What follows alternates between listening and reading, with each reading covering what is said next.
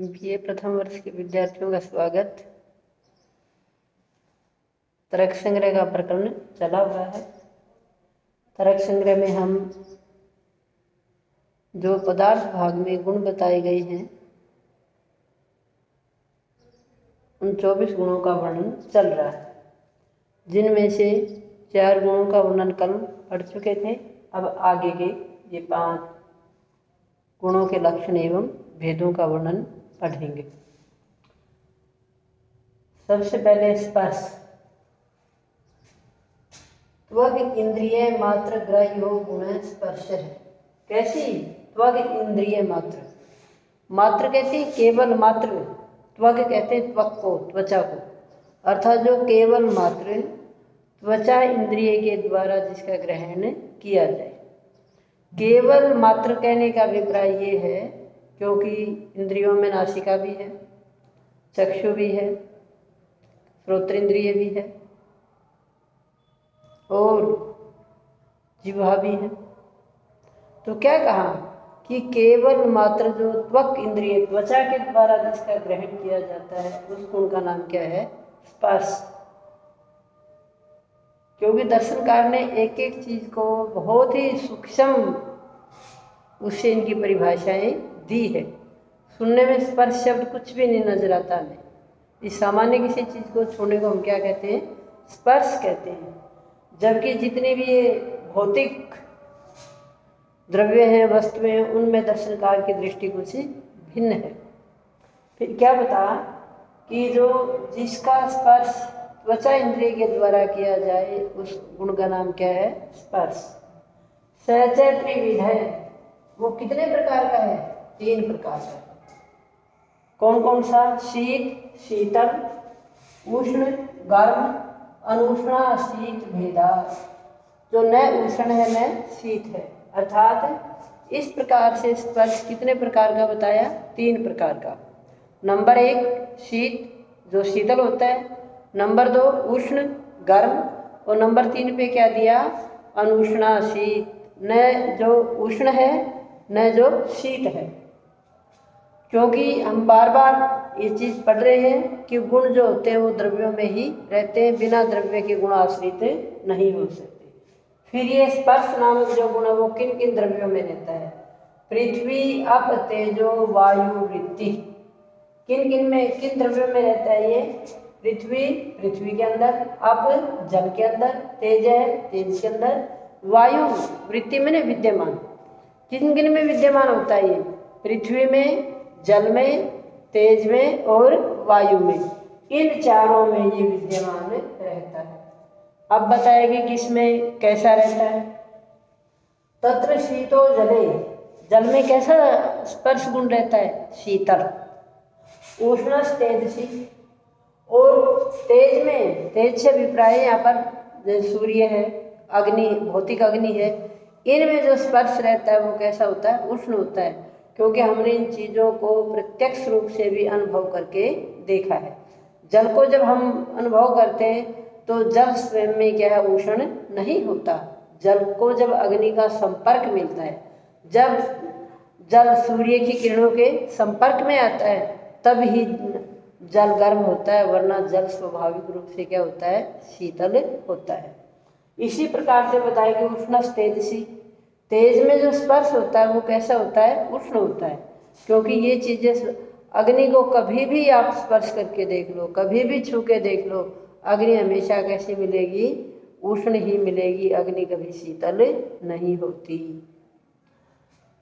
फिर कहा कि अनुष्णा, शीत, पृथ्वी, वायु। अनुष्णा, शीत अर्थात पृथ्वी में और वायु में न उष्ण होता है और न शीतल होता है। अब आप कहोगे कि पृथ्वी हमें गर्म भी नजर आती है और शीतल भी नजर आती है। इसी प्रकार से वायु भी क्या है? शीतल भी नजर आती है और वायु उष्ण भी गर्म नजर आती है। तो ये किसके संपर्क से?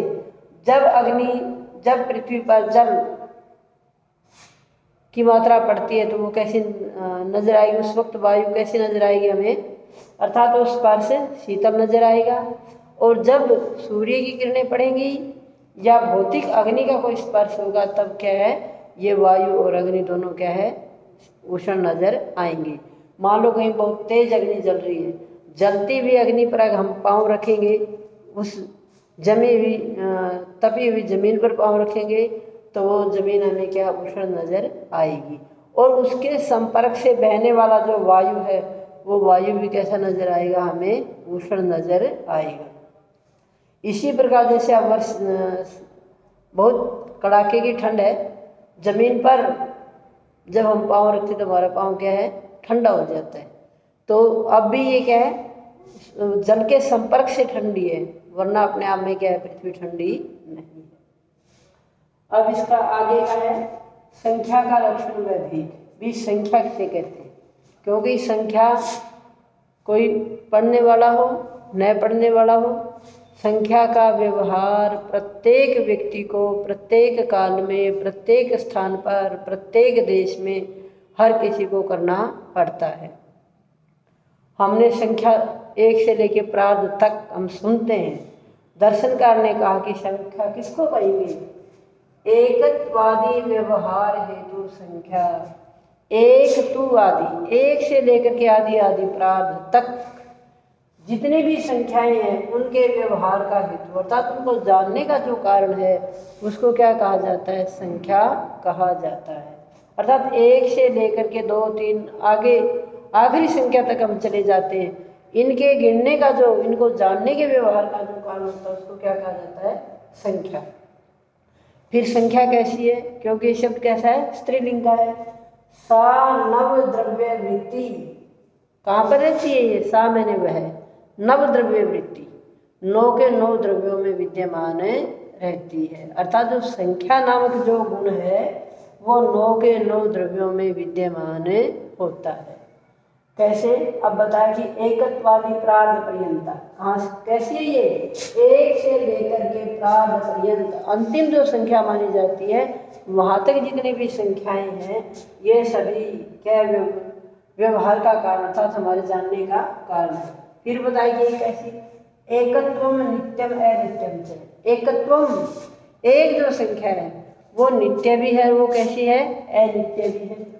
नित्य गतम नित्यम, नित्य पदार्थों में रहने के कारण कैसी है, ये नित्य है। और अनित्य पदार्थों में रहने के कारण कैसी है, ये अनित्य है। जैसे परमात्मा एक है, परमात्मा नित्य है। जीवात्मा एक है तो जीवात्मा भी क्या है, नित्य है। अनित्य गतम अनित्यम, और अनित्य पदार्थों में रहने से कैसी है, ये संख्या एक अनित्य है। द्वित्वादि कम तो सर्वत्र अनित्य में, द्वित्वादि का अर्थात 2 से लेकर के आगे तक की जितने भी संख्याएं हैं, 2 से लेकर के आगे तक की जितने भी संख्याएं हैं वो सभी संख्याएं कैसी हैं, अनित्य हैं। अर्थात हमने पढ़ा कि संख्या क्या है, सभी 9 के 9 द्रव्यों में रहने वाली है। नित्य पदार्थों में एक जो संख्या है वो नित्य पदार्थों में नित्य है और अनित्य पदार्थों में क्या है, ये अनित्य है। और 2 से आगे, 2 से लेकर के आगे जितने भी संख्याएं हैं वो सभी क्या हैं, अनित्य हैं। परिमाण का लक्षण, परिमाण किसे कहा जाता है, मान व्यवहार कारणम परिमाणम। मान कहते हैं नाप तोल को, अर्थात नाप तोल के व्यवहार का जो कारण होता है उसको क्या कहा जाता है, परिमाण।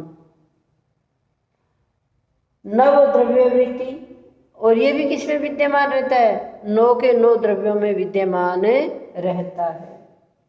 तत्चय चतुर्विधम, और ये भी कैसा है, ये तत् मैंने ये परिमाण भी कैसा है, चतुर्विधम 4 प्रकार का है। अणु, अणु कहते हैं अति सूक्ष्म को। महत, महत कहते हैं बड़े को। दीर्घ कहते हैं लंबे को। और ह्रस्व किसको कहा जाता है, छोटे को।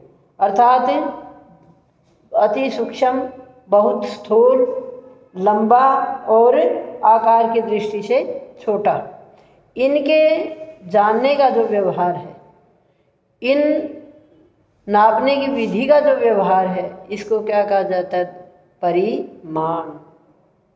पृथकत्व, पृथकत्व का लक्षण, पृथक व्यवहार कारणम पृथकत्वम, पृथक होने के व्यवहार का जो कारण है। अर्थात एक वस्तु दूसरे से अलग होने का जो कारण है, अर्थात ये वस्तु इससे भिन्न है, किसी दूसरे से उसकी जो भिन्नता दिखाई जाती है, उस भिन्नता का जो कारण है उसको क्या कहा जाता है, यहाँ पर पृथकत्व कहा जाता है। अर्थात एक वस्तु को दूसरे से भिन्न दिखाने का व्यवहार का जो कारण है उसको क्या कहा जाता है, पृथकत्व कहा जाता है। और ये जो पृथकत्व कैसा है, ये सर्व नव द्रव्य वृत्ति, ये सभी 9 के 9 द्रव्यों में विद्यमान रहता है, क्योंकि प्रत्येक वस्तु एक दूसरे से भिन्न भी है और एक दूसरे के साथ क्या है, संयुक्त भी है। इसलिए पृथकत्व क्या कहा कि सभी 9 के 9 द्रव्यों में विद्यमान रहता है। संयोग का लक्षण किसको कहेंगे, संयोग, संयुक्त व्यवहार हेतु गुणों संयोग है। अर्थात ये जुड़ा हुआ है, संयुक्त में जुड़ना, जुड़ाव का व्यवहार का जो कारण है, अर्थात ये वस्तु ऐसे जुड़ी, इस ज्ञान के व्यवहार का जो कारण होता है उसको क्या कहा जाता है, संयोग कहा जाता है। और ये भी कैसा है, सर्व नव द्रव्य वृत्ति, ये भी क्या है, संयोग भी सभी 9 के 9 द्रव्यों में विद्यमान रहता है। अर्थात जहाँ वस्तु पृथक होती है वहाँ वस्तु क्या है, संयुक्त भी होती है।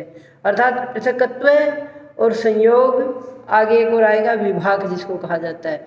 ये परस्पर क्या है, एक दूसरे से भिन्न भी हैं और एक दूसरे से क्या है, जुड़े हुए भी हैं। विभाग का लक्षण, संयोग नाश को गुणों विभाग है, संयोग के नाश का, अर्थात जो वस्तु संयुक्त हुई है उसको अलग करने का जो, अलग करने के व्यवहार का जो कारण है उसको क्या कहा जाता है, विभाग कहा जाता है। और ये भी कैसा है, सर्व नव द्रव्य वृत्ति, ये भी सभी 9 के 9 द्रव्यों में क्या है, विद्यमान रहता है। अर्थात संयोग और विभाग ये दोनों गुण क्या है, अपने आश्रय में भी रहते हैं और अपने से भिन्न अन्य आश्रय में भी रहते हैं। अर्थात ये दोनों के गुण क्या है, एक दूसरे को अलग भी करते हैं और एक दूसरे को क्या है, संयुक्त भी करते हैं। तो इस प्रकार से हमने आज स्पर्श, संख्या, परिमाण, पृथक, संयोग और विभाग, इन गुणों के वे, इनके लक्षण, इनकी पहचान, इनकी परिभाषा और इनके क्या क्या भेद हो सकते हैं, इन चीज़ों को संक्षेप कहो या जैसा दर्शनकार ने दिया उस रूप में हमने जाना। सुनने को ये सारी चीज़ें हमने क्या है, पहले से सुनी हुई थी, लेकिन दर्शन की परिभाषा के अनुसार क्या इनकी सबके अलग अलग पहचान बता दी गई है कि संयोग किसे कहेंगे, विभाग किसे कहेंगे और दूसरा किसको कहेंगे। अब आगे है प्रत्व और अप्रत्व का कारण और लक्षण और भेद। पर अपर व्यवहार असाधारण कारणे परत्व अप्रत्व। पर कहते हैं दूर को और अपर किसको कहा जाता है, पास को। दूर और पास इस व्यवहार को जानने का जो कारण होता है उसको क्या कहा जाता है, पर, परत्व और अप्रत्व। और ये कहाँ कहा रहता है, पृथ्व्यादि चतुष्टय वृत्ति, पृथ्वी आदि, पृथ्वी जल तेज वायु, इन चारों में क्या है, विद्यमान होता है। और 5वां का मनोवृत्तिनी, मन में भी क्या है, ये विद्यमान होता है। ते द्विविधे, कैसे बताए ये प्रत्व प्रत्व है, ते मैंने ये दोनों द्विविधे, 2 प्रकार के हैं। एक दिक्कृत, दिशाकृत, दूर और पास, दूसरा कहा कालकृत, अर्थात समय के अनुसार दूर और पास। दूरस्थे दिक्कृतम प्रत्वम, दूर स्थित। अब मैं कहूँ कि पूर्व दिशा में 20 किलोमीटर ये गांव स्थित है, तो क्या हुआ, वो दूर परत्व, दिशाकृत प्रत्व हो गया वो। और मैं यही चीज़ ये कहूँ कि 100 किलोमीटर दूर यहाँ से सीकर है, तो वो भी क्या है, दिशा, पूर्व दिशा कहूँ या उत्तर दिशा, जो भी कहती हूँ मैं, तो वो दिशाकृत अप्रत्व हो गया। इसी प्रकार समीपस्थे दिक्कृतम अप्रत्वम, समीप की जो वस्तु है वो दिक्कृत अप्रत्व हो गई। अब कालकृत, ज्येष्ठे कालकृतम प्रत्वम, जो बड़ा है। अब ये कहीं कि राम श्याम से 1 वर्ष बड़ा है, तो ये कैसा प्रत्व हो गया? ये कालकृत प्रत्व हो गया। और कनिष्ठे कालकृतम अप्रत्वम, और ये क्या उससे 1 साल छोटा है। तो यहाँ पर क्या हो गया? काल अर्थात समय के अनुसार बड़ा बताया और समय के अनुसार उसको क्या है? छोटा बताया गया है। तो ये कालकृत प्रत्व और प्रत्व हो गया। तो प्रत्व पर कहते हैं दूर को, प्रत्व कहते हैं पास को। और इन दो में भी 2 प्रकार के भेद बताएगी, अर्थात एक कालकृत एक दिशाकृत। एक हम ये कहें कि पूर्व दिशा में कुछ ही दूरी पर, फिर कहें कि हम पश्चिम दिशा में 20 किलोमीटर पर। अब जो कालकृत है कि 1 वर्ष बड़ा 1 वर्ष छोटा। तो इस प्रकार से प्रत्व प्रत्व जो दूर और पास की वस्तुओं के जनाने का जो कारण होता है उसको प्रत्व और प्रत्व कहा जाता है। लगता है मुझे आपको ये सब चीज़ें समझ में आ जाएंगी। धन्यवाद।